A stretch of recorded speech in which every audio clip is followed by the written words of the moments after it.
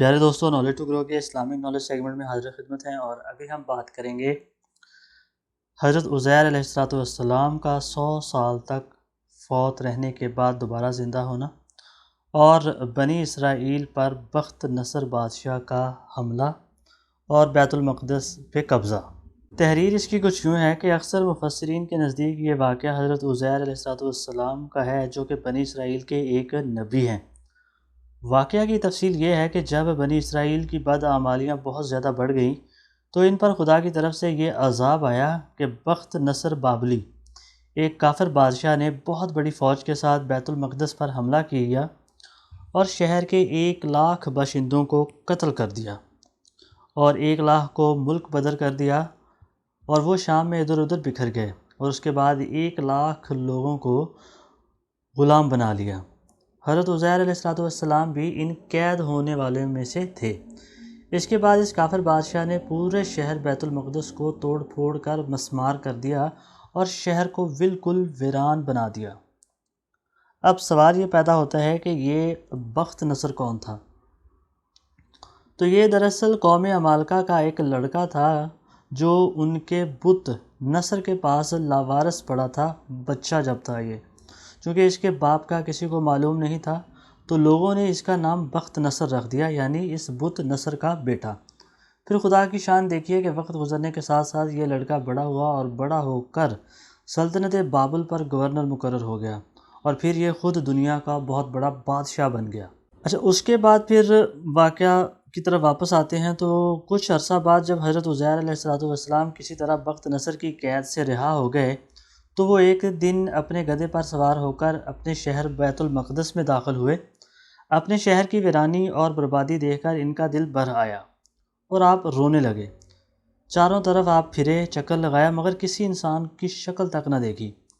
یہاں یہ دیکھا کہ وہاں درختوں پر خوب پھل پک آئے ہیں، پک کر تیار ہو چکے ہیں، لیکن ان کو توڑنے اور توڑ کر کھانے والا کوئی نہیں۔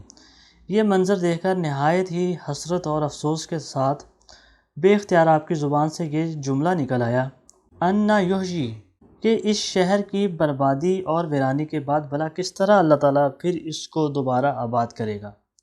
پھر آپ نے کچھ پھلوں کو توڑ کر کھایا، انگور کو نچوڑ کر اس کا شیرہ نوش فرمایا، پھر بچے ہوئے پھلوں کو اپنے جھولے میں ڈال لیا اور بچے ہوئے انگور کے شیرے کو اپنے مشک میں بھر لیا۔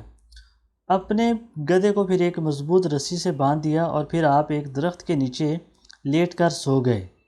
اسی نیند کی حالت میں آپ پر موت طاری ہو گئی، یعنی آپ فوت ہو گئے، اور اللہ تعالیٰ نے درندوں، پرندوں، چرندوں، جن اور انسان سب کی آنکھوں سے آپ کو اوجھل کر دیا کہ کوئی بھی آپ کو دیکھ نہ سکا، یہاں تک کہ 70 برس کا عرصہ گزر گیا۔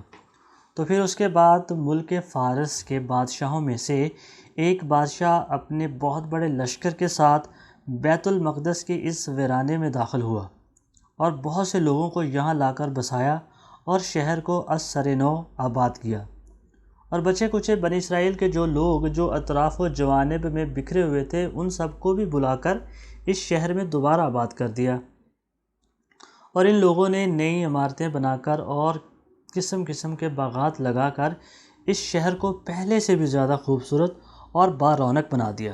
جب حضرت عزیر علیہ السلام کو فوت ہوئے 100 برس بیت گئے تو اللہ تعالیٰ نے آپ کو دوبارہ زندہ فرما دیا۔ تو آپ نے دیکھا کہ آپ کا گدھا تو مر چکا ہے، اس کی ہڈیاں بھی گل سڑ چکی ہیں، مگر تھیلے میں رکھے ہوئے پھل اور مشک میں رکھا ہوا انگور کا شیرہ بالکل بھی خراب نہیں ہوا، نہ پھلوں میں کوئی تغیر، نہ شیرے میں کوئی بو اور باس یا بدمزگی پیدا ہوئی۔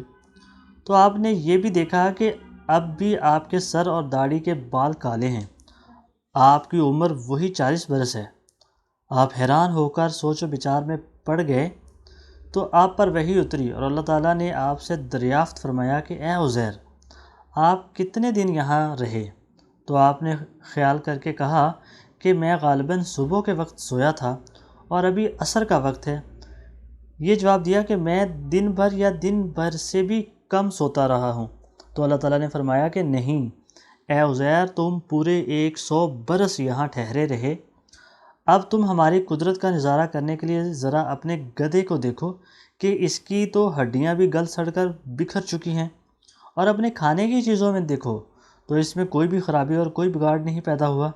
پھر اللہ نے ارشاد فرمایا کہ اے عزیر، اب تم دیکھو کہ کس طرح ہم ان ہڈیوں کو اکٹھا کر کے ان پر گوشت پوست چڑھا کر اس کو گدھے کی صورت میں لاتے ہیں اور اس گدھے کو دوبارہ کیسے زندہ کرتے ہیں۔ چنانچہ حضرت عزیر علیہ السلام نے دیکھا کہ اچانک بکھری ہوئی ہڈیوں میں حرکت پیدا ہوئی اور ایک دم تمام ہڈیاں جمع ہو کر اپنے اپنے جوڑ سے مل کر گدھے کا ڈھانچہ بن گیا، اور لمحہ بھر اس ڈھانچے پر گوشت پوست بھی چڑھ گیا اور گدھا زندہ ہو کر اپنی بولی بولنے لگا۔ یہ دیکھ کر حضرت عزیر علیہ السلام نے بآواز بلند کہا، اعلموا ان اللہ علی کل شیء قدیر۔ یہ سورہ بقرہ کی آیت نمبر 259 ہے۔ ترجمہ کچھ یوں ہے کہ میں خوب جانتا ہوں کہ اللہ تعالیٰ سب کچھ کر سکتا ہے، یعنی ہر چیز پر قادر ہے۔ اس کے بعد حضرت عزیر علیہ السلام شہر کا دورہ فرماتے ہوئے اس جگہ پر پہنچ گئے جہاں پر 100 برس پہلے آپ کا مکان تھا، تو نہ کسی نے آپ کو پہچانا نہ آپ نے کسی کو پہچانا۔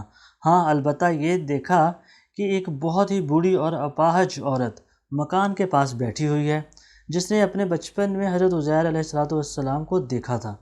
آپ نے اسے پوچھا کہ کیا یہی عزیر کا مکان ہے؟ تو اس نے جواب دیا، جی ہاں۔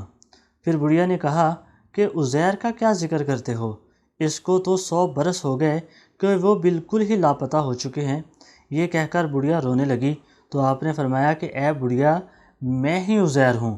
تو بڑھیا نے کہا، سبحان اللہ، آپ کیسے عزیر ہو سکتے ہیں؟ آپ نے فرمایا کہ اے بڑھیا، مجھ کو اللہ تعالیٰ نے 100 برس تک مردہ حالت میں رکھا، پھر مجھ کو دوبارہ زندہ فرما دیا اور میں اپنے گھر کی طرف آ گیا ہوں۔ تو بڑھیا نے کہا کہ حضرت عزیر علیہ السلام تو ایسے باکمال تھے کہ ان کی ہر دعا قبول ہوتی تھی۔ اگر آپ واقعی حضرت عزیر علیہ السلام ہیں تو میرے لیے دعا کیجئے کہ میری آنکھوں میں روشنی واپس آ جائے اور میرا فالج بھی ٹھیک ہو جائے۔ حضرت عزیر علیہ السلام نے دعا فرمائی تو بڑھیا کی آنکھیں ٹھیک ہو گئیں اور اس کا فالج بھی ٹھیک ہو گیا۔ پھر اس نے غور سے آپ کو دیکھا تو پہچان گئی اور بول اٹھی کہ ہاں، میں شہادت دیتی ہوں کہ آپ یقیناً حضرت عزیر علیہ السلام ہی ہیں۔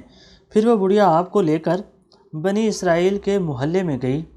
وہاں سب لوگ ایک مجلس میں جمع تھے اور اسی مجلس میں آپ کا لڑکا یعنی بیٹا بھی موجود تھا، حضرت عزیر علیہ السلام کا بیٹا، جو اس وقت 118 برس کا ہو چکا تھا۔ آپ کے چند پوتے بھی تھے جو سب بوڑھے ہو چکے تھے۔ بڑھیا نے مجلس میں گواہی دی، شہادت دی اور اعلان کیا کہ بلا شبہ یہ حضرت عزیر علیہ السلام ہی ہیں، مگر کسی نے بڑھیا کی بات کو صحیح نہ مانا۔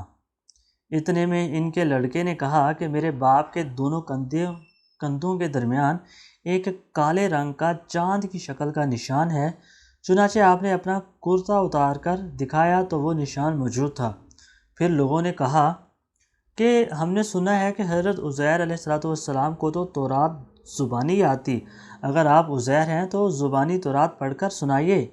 آپ نے بغیر کسی جھجک کے فوری تورات پڑھ کر سنا دی۔ بخت نصر بادشاہ نے جب بیت المقدس کو تباہ کیا تھا تو 40,000 تورات کے عالموں کو چن چن کر قتل کر دیا تھا، اور تورات کی کوئی بھی جلد اس نے روئے زمین پر نہ چھوڑی تھی، یعنی سب کو ضائع کر دیا تھا۔ اب یہ سوال پیدا ہوا کہ حضرت عزیر علیہ السلام نے جو تورات پڑھی ہے کیا وہ صحیح ہے یا نہیں؟ تو ایک آدمی نے کہا کہ میں نے اپنے باپ سے سنا ہے کہ جس دن ہم لوگوں کو بخت نصر نے گرفتار کیا تھا، اس دن ایک ویرانے میں ایک انگور کی بیل کی جڑ میں تورات کی ایک جلد دفن کر دی گئی تھی۔ اگر تم لوگ میرے دادا کے انگور کی جگہ کا نشاندہی کر دو تو میں تم کو تورات کی ایک جلد برآمد کر دوں گا۔ اس وقت پتہ چل جائے گا کہ حضرت عزیر نے جو تورات پڑھی ہے وہ ٹھیک ہے یا نہیں۔ چنانچہ لوگوں نے تلاش کرنا شروع کر دی اور زمین کو کھود کر تورات کی جلد نکال لی، تو وہ حرف بحرف حضرت عزیر علیہ السلام کی زبانی یاد کی ہوئی تورات کے بالکل عین مطابق تھی۔ یہ عجیب و غریب اور حیرت انگیز ماجرا دیکھ کر سب لوگوں نے یک زبان ہو کر یہ کہنا شروع کر دیا کہ بے شک حضرت عزیر یہی ہیں اور یقیناً یہ خدا کے بیٹے ہیں۔ چنانچہ اسی دن سے یہ غلط اور مشرکانہ عقیدہ یہودیوں میں پھیل گیا کہ معاذ اللہ حضرت عزیر علیہ السلام اللہ کے بیٹے ہیں۔ چنانچہ آج تک دنیا بھر کے یہودی اس باطل عقیدہ پر جمے ہوئے ہیں کہ حضرت عزیر اللہ کے بیٹے ہیں۔ اللہ تعالیٰ نے اس واقعہ کو قرآن مجید فرقان حمید کی سورہ بقرہ میں ان الفاظ میں بیان فرمایا۔ سورہ بقرہ کی آیت نمبر 259 کا ترجمہ کچھ یوں ہے: یا اس کی طرح جو گزرا ایک بستی پر اور وہ ڈھہی پڑی تھی، یعنی گری پڑی تھی اپنی چھتوں پر، بولا اسے کیوں کر جلائے گا اللہ اس کی موت کے بعد؟ تو اللہ نے اسے مردہ رکھا 100 برس، پھر زندہ فرما دیا۔ تو پوچھا کہ تو یہاں کتنا ٹھہرا؟